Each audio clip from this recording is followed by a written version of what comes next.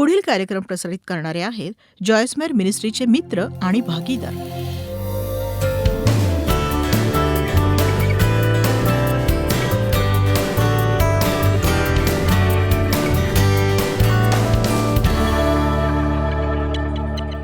बघा, एकटं राहून एकटेपणा येतो असं नसतं. जगातले अनेक एकाकी लोक सतत अनेक प्रकारच्या लोकांनी वेढलेले असतात, तरीही एकटे असतात. हो, तुमच्याभोवती अनेक लोक असू शकतील, पण त्यांना वाटतं की तुम्ही त्यांची अपेक्षा पूर्ण करावी. त्यांना तुमची पर्वा नसते आणि एवढं करूनही तुम्हाला एकाकी वाटूच शकतं. तुम्ही एकटे असूनही एकाकी नसू शकता. तर एकाकीपणा हा एकटेपणाविषयी नाहीये. वस्तुस्थिती ही आहे की आज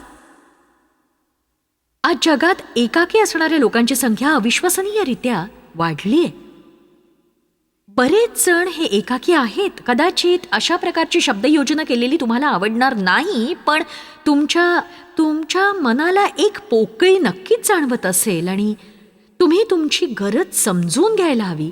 तुम्हाला समाधानाची गरज आहे आणि आपलं नातं लोकांशी चांगलं असावं अशी तुम्हाला गरज जाणवत असेल, जे सध्या नसेलही. आणि आपल्याला चांगले मित्र असावेत, कौटुंबिक मित्रही आपल्याला हवे असतात. आणि अशी नाती तयार करणं, ती राखता येणं ही काही सोपी गोष्ट नाहीये. पवित्र शास्त्र हे नातेसंबंध सांगणारं पुस्तक आहे. ते सत्याविषयी सांगतं. बायबलमध्ये नातेसंबंध राखण्याविषयी बरंच काही सांगितलं गेलंय. ते 3 नातेसंबंधांविषयी सांगतं. तुमचं देवाबरोबरचं नातं, आपलं देवाबरोबरचं नातं, आपलं लोकांबरोबरचं नातं, आणि सगळ्यात महत्वाची गोष्ट म्हणजे आपलं स्वतःबरोबरचं नातं. तुम्हाला ठाऊक आहे का की तुमचं स्वतःबरोबर एक नातं आहे आणि कदाचित ते नातं फारसं चांगलं नसेल. जर तुमचं स्वतःशीच असलेलं नातं चांगलं नसेल तर तुम्ही इतर कुणाबरोबरही चांगलं नातं नाही ठेवू शकणार. कुणाही बरोबर नाही. कदाचित स्वतःबरोबर कसं नातं ठेवायचं हे ठाऊक नसेल तुम्हाला, पण ते महत्वाचं आहे. आता बघा, आपल्याला एकटेपणा जाणवू नये म्हणून आपण 2 गोष्टी चांगल्या प्रकारे समजून घेण्याची अतिशय गरज आहे. क्रमांक 1, आता ह्या गोष्टीविषयी तुम्ही कदाचित म्हणाल, हो मला ठाऊक आहे, पण माझ्यासोबत राहा. देव नेहमी आपल्या सोबत आहे. बघा, ही गोष्ट तुम्हाला मुळीच प्रभावित करणार नाही. देव म्हणाला, मी तुला सोडणार नाही आणि मी तुला टाकणारही नाही. पण कित्येकदा जशा गोष्टी आपल्याला समजायला हव्या आहेत तशा समजत नाहीत. आणि बघा, आज बऱ्याच गोष्टी आपल्या पुढे येत असतात आणि खूप गोष्टी आपलं लक्ष वेधून घेऊ पाहतात. बऱ्याचदा असं होतं की ज्या गोष्टींकडे आपण दुर्लक्ष करायला हवं असतं त्या गोष्टींवर आपण लक्ष केंद्रित करतो आणि लक्ष केंद्रित करायला हवं तिथे दुर्लक्ष करतो. म्हणून मी प्रार्थना करणार आहे. 2 आठवड्यापूर्वी मी हे दुसऱ्या शहरात शिकवलंय. मी मागते की देवाने मला सावध असं मन द्यावं, कारण मला विश्वास आहे की देव सर्वदा आपल्या जीवनात कार्य करतो आणि आपल्याला ते कळत नाही. म्हणून आपण नेहमी स्वतःला बजावत राहायला हवं की देव माझ्यासह आहे, देव माझ्यासह आहे आणि देवाचे दूत नेहमी आपल्यासोबत असतात. तुम्ही असा विचार कराल की देव माझ्यासह आहे हे मी जाणतो, पण ही गोष्ट थोडी वेगळी आहे. मला ठाऊक आहे मी त्याच्याबरोबर बसून संभाषण करू शकत नाही. पण बघा, तुम्हाला बोलता येतं, पण ऐकायचं कसं ते तुम्ही शिकला नसाल. आमीन. म्हणजे बघा, मी माझ्या जीवनात अनेकदा देवाला हा प्रश्न विचारला आणि लगेचच माझ्या हृदयात एक वचन प्रकट व्हायचं. तुमच्या मनात वचन प्रकट होण्याचं एक कारण असतं आणि तुम्ही ते जितकं जास्त वाचाल तितक्या जास्त प्रमाणात पवित्र आत्मा गरजेच्या वेळी तुमच्या मनात ते आणत असतो. देवाबरोबर खरं नातं असणं म्हणजे आठवड्यातून एकदा किंवा 2दा चर्चला जाणं नव्हे. माझी प्रामाणिक अपेक्षा आहे की कोणत्याही पालकाने माझं म्हणणं ऐकून रागवू नये, तर मला त्याचा खुलासा करू द्यावा. कारण मला वाटतं आपण साप्ताहिक चर्च अनुभवाचा मोठा बाऊ करत असतो, पण देवाबरोबरच्या आपल्या दैनंदिन वाटचालीकडे मात्र आपण दुर्लक्ष करत असतो. आपण चर्चला जातो आणि सहविश्वासणाऱ्यांसोबत आराधना करतो आणि आपण यासाठी देवाला जबाबदार आहोत आणि आपण तिथे गेलो नाही तर आपली उणीव भासेल. आपण सामूहिक आराधना करतो आणि वचनाप्रमाणे कुटुंबाचा एक भाग असतो, पण आपल्या जीवनाचा एक मोठा वेळ आपण त्या एका ठिकाणी घालवत नाही. आपण सोमवार, मंगळवार, बुधवार, गुरुवार, शुक्रवार, शनिवार, रविवार, सकाळ, दुपार, संध्याकाळ, रात्री तिथे नसतो. देव नेहमी तुमच्या सोबत असतो. तुम्ही त्याला शोधत फिरत नाही. तुम्ही प्रभू येशूला स्वीकारलं असेल तर तो तुमच्यामध्ये राहतो. आणि यापेक्षा अधिक जवळची जागा कोणती आहे?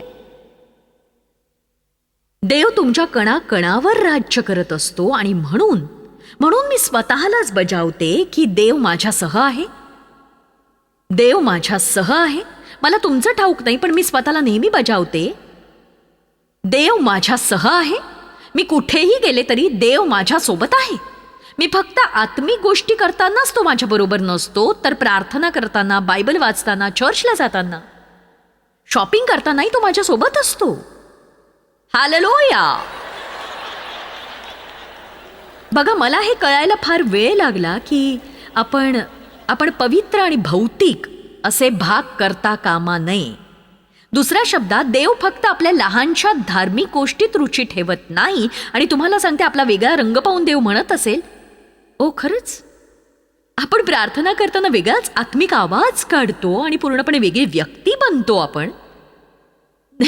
देवाला तुमच्या सोबत राहायचंय. त्याला तुमच्या सोबत आणि तुमच्या मध्ये राहायचं आहे. आणि त्याला तुमच्या प्रत्येक लहान सहान गोष्टीत सहभागी व्हायचं आहे. तुमच्या वेशभूषेत, तुमच्या मित्रांच्या संगतीत, आणि तुम्ही जिथे जाता त्यात त्याला सहभागी व्हायचंय. तुम्हाला आवडणाऱ्या प्रत्येक गोष्टीत त्याला सहभागी व्हायचं हे लक्षात घ्या.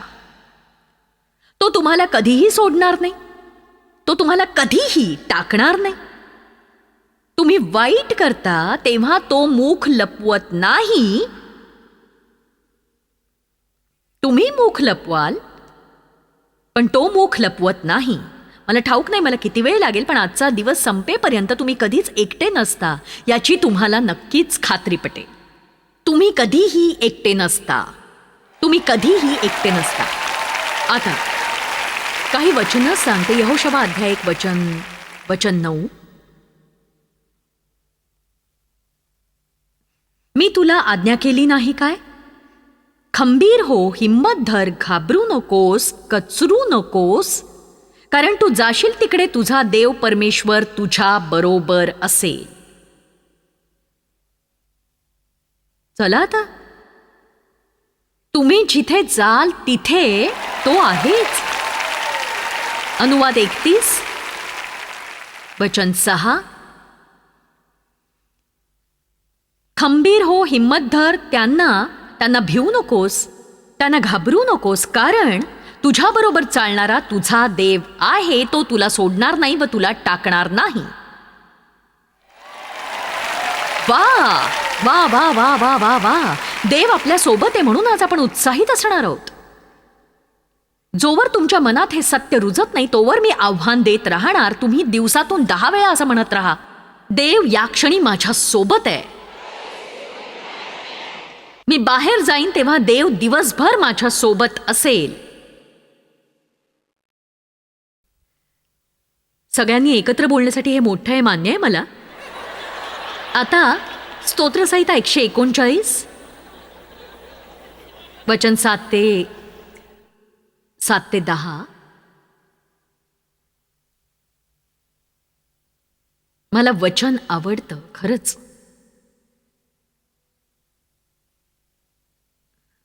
मी तुझ्या आत्म्यापासून कोठे जाऊ? मी तुझ्या समक्षतेपासून कोठे पळून जाऊ?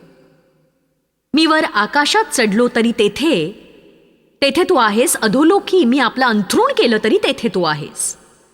मी पहाटेचे पंख धारण करून समुद्राच्या अगदी पलीकडे जाऊन राहिलो तरी तेथेही तुझा उजवा हात मला धरून ठेवील. अंधकार मला लपवो, माझ्या भोवतालच्या प्रकाशाचा काळोख हो, असे जरी म्हणालो तरी अंधकार सुद्धा तुझ्यापासून काही एक लपवत नाही. देव सर्वत्र आहे. देव सर्वज्ञ आहे, जो सर्वत्र असतोच सर्वत्र. तुम्ही कधीही एकटे नसता. तुम्ही जाणीवपूर्वक देवाच्या उपस्थितीचं भान ठेवावं असं मी आव्हान करते. अशा बऱ्याच गोष्टी आहेत. ज्या इतर क्षेत्रात वास्तविक आहेत आणि आपण त्या पाहत नसलो तरी या सभागृहात आज नेमकं काय चाललंय ते मला ठाऊक नाही, पण मला खात्री आहे इथे देवदूतांचा मोठा ताफा उपस्थित आहे.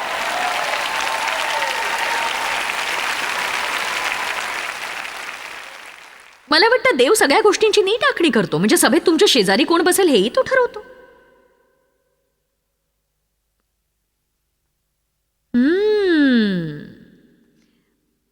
तुम्ही सिंगल असाल तर जरा सभोवती नजर टाका बरं.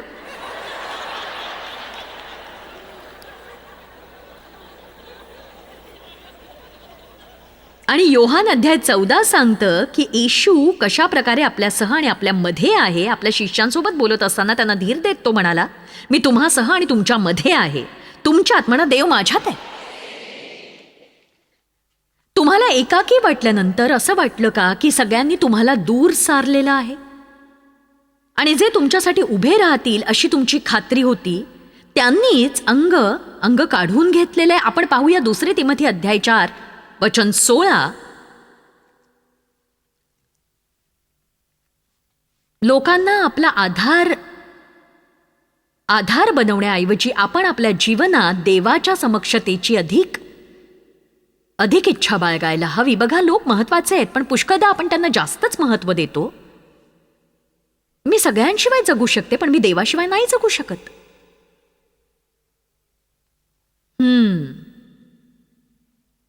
माझ्या पहिल्या जबाबाच्या वेळी माझ्या बाजूने कोणी वकील नव्हता.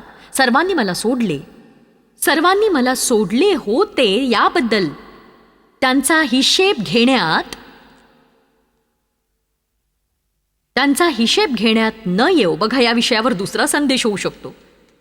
सर्वांनी मला सोडले, प्रभू क्षमा कर. पण प्रभू माझ्या जवळ उभा राहिला. फक्त प्रभूने त्याला सोडले नाही, त्याने मला शक्ती दिली.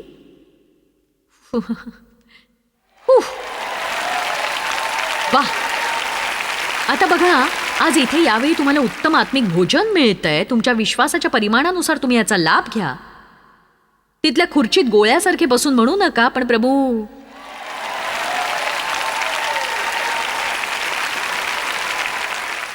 प्रभू मला शक्ती दे. मला हे आवडलं, खूप आवडलं.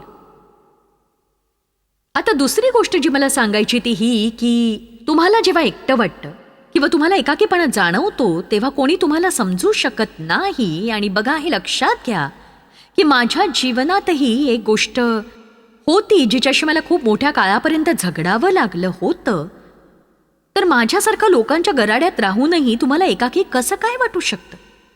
बघा, कारण हे फार वेगळं आहे. आता जे सगळे लोक सतत माझ्या संपर्कात येतात ते काहीतरी मिळवण्याच्या अपेक्षेने येतात आणि त्यांचं काम झालं की मीच मागे उरते. मग अनेकदा असं कुणीतरी हवं असतं मला ज्याला रस नसेल त्या जॉयस मायरमध्ये, तर त्याला रस असेल साध्या आणि सरळ चॉईसमध्ये. आमीन. आणि माझे अनेक चांगले स्नेही आहेत. माझा नवराही सुस्वभावी आहे, माझं कुटुंब छान आहे आणि मी सगळ्या प्रकारच्या स्थितीतून गेले आहे. आणि मला वाटतं की एकाकीपणाच्या हत्याराद्वारे सैतान आपल्यावर वार करतो. तो आपल्याला एकटं पाडून आपल्याला अस्वस्थ करू इच्छितो. आणि मी आज तुम्हाला जे काही शिकवतेय ते मी स्वतःच्या जीवनात लागू केलेलं आहे, सैतानाची सरशी होऊ नये म्हणून. आणि एक गोष्ट जी मी अगदी नियमितपणे करतेय ती म्हणजे जाणीवपूर्वक मोठ्या आवाजात स्पष्टपणे म्हणायचं की देव माझ्यासह आहे.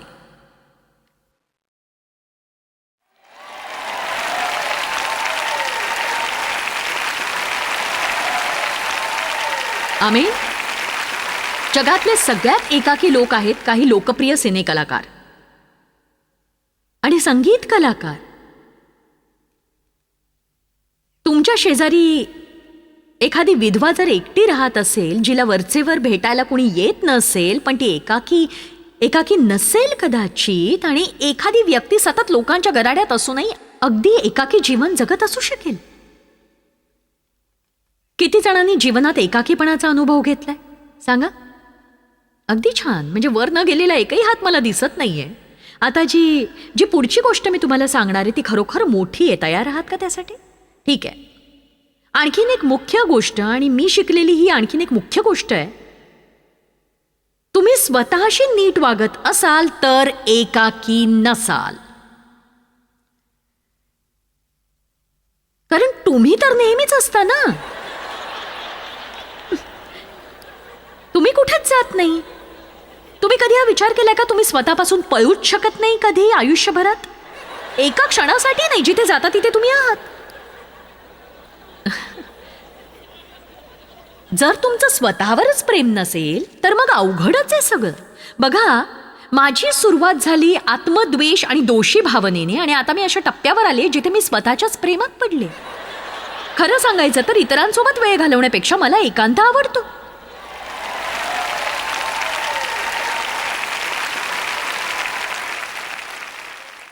तर आता घरी गेल्यावर एक गृहपाठ करा. पुढचे काही आठवडे स्वतःसोबत वेळ घालवा. म्हणजे तुम्हाला काही गोष्टी ठरवता येतील की तुमचं स्वतःवर प्रेम आहे का. मला स्वतःसोबत वेळ घालवायला खूप आवडतं. मला आठवतं की अनेक वर्ष कशा प्रकारे माझी चिडचिड व्हायची की माझ्या सभा संपायच्या आणि घरी गेल्यावर दुसऱ्या दिवशी डेव्ह गोल्फ खेळायला निघून जायचा. मी चरफडायचे. ठीक आहे, मी इथे अशीच एकटी बसून राहते.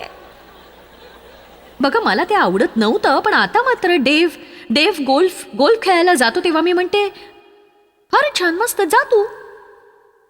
अगं पण मग तू काय करशील? मी स्वतःसोबत आणि येशूसोबत वेळ घालवेन. मला आवडते माझी कंपनी. मला माहीत नसतं मी नेमकं काय करणार आहे ते. मी फक्त वेळ घालवणार असते. पण मला जर कुठेतरी जावंसं वाटलं तर मी मस्त जाईन कुठेतरी. पुष्कळदा मला असंच घराबाहेर पडून कुठेतरी फेरफटका मारून यावासा वाटतो.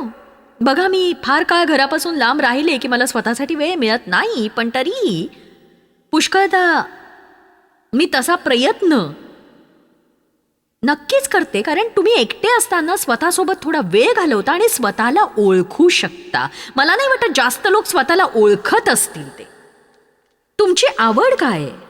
तुम्ही कशाने सुखावता? तुमचा आनंद कशात आहे? अनेकांना हे ठाऊकच नाहीये. म्हणजे एकदा मी कुणाला तरी म्हटलं की तुला काय आवडतं? ती म्हणाली, नाही माहित मला. मी हे समजू शकते कारण माझ्या जीवनात अनेक वर्ष मी खूप कष्ट करत राहिले. पण नंतर मला जाणवलं की माझंही एक आयुष्य आहे. आणि देवाची सेविका होण्याआधी मी फक्त एक व्यक्ती सुद्धा आहेच. आणि जेव्हा मी माझ्या कामांसाठी वेळ काढला तेव्हा मला दुसरं काही सुचेना. मला दुसऱ्या कोणत्याच कामात रस नव्हता.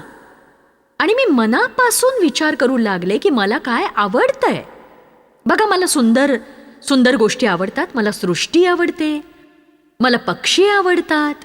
मी 3 बर्ड फीडर्स गेल्या आठवड्यात विकत आणले. ते अंगणात ठेवले आणि मी आता पक्षी पाहण्याचा आनंद लुटते. मला ही मनाची शांती आवडते.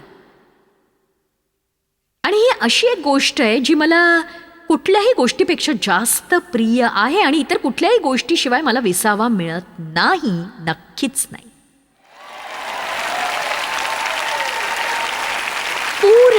परिपूर्ण असा विसावा. म्हणून मी आधीच ठरवलंय की उद्या पूर्ण विसावा मी घेईन. मी आधीच सांगून ठेवलंय की माझ्यासाठी बाहेर छान आराम खुर्ची ठेवून द्या. आणि मला वाटतं की हे सेंट लुईसमध्ये असूच शकेल. आणि मी तिथे बाहेर जाऊन मस्त माझी आवडती कॉफी पिईन आणि ते पक्षी पाहता पाहता मी आराम करीन. बघा, मी एकटी असेन पण मी एकाकी नसेन. कारण मला एकांत फार आवडतो. नक्कीच. चला, आता मी तुम्हाला काहीतरी खास शिकवतेय. तेव्हा वास्तव हेच आहे की तुम्ही कधीही एकटे नसता. आमच्या सोबत राहा. जॉयस पुन्हा येतेय एका मिनिटातच. देव नेहमीच आपल्या सोबत असतो. जेव्हा आपण स्वतःबरोबर असतो तेव्हा आपल्याला एकटं वाटायचं कारण नाही. कारण स्वतःबरोबर सुखात राहा आणि स्वतःचा आनंद लुटा. आम्हाला तुमची काळजी आहे आणि तुमचा दिवस महान जाओ. जॉयस मायर मिनिस्ट्रीज करता तुम्ही खूप मौल्यवान आहात. आम्हाला तुमचं कौतुक आहे आणि जगभरामध्ये हे सेवा कार्य शक्य करण्याकरता आम्ही आमच्या मित्रांचे आणि पार्टनर्सचे आभारी आहोत. आम्ही एकत्रितपणे भुकेल्यांना खाऊ घालतो, गरिबांना वस्त्र देतो आणि राष्ट्रांना सुवार्ता सांगतो. तुमच्या प्रार्थनेच्या विनंती करता आमच्याविषयी आणखी माहिती मिळवा. जॉयसच्या कॉन्फरन्सच्या तारखा पहा आणि ख्रिस्ताची प्रीती जगभरामध्ये पसरवण्याकरता आमचे सहभागी व्हा.